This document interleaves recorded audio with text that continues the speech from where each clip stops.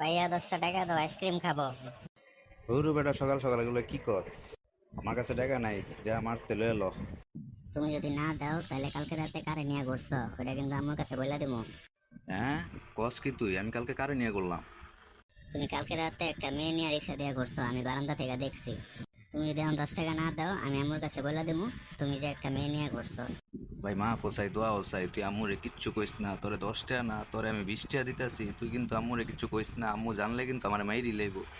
এই নে 10 টাকা, কিচ্ছু কইস না আম্মুরে। তুমি না মাত্র বললা 20 টাকা দিবা, তুমি এখন 10 টাকা দিতেছো কেন? ভাই ভুল হয়ে গেছে, এই লো 20 টাকা।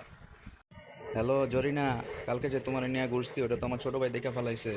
এখন ভুলেও যদি ওই আম্মুরে বইলা দেয় তাহলে তো আমি শেষ। আজকে আর দেখা করা যাবে না, এমনি ছোট ভাই দেখে ফেলাইছে।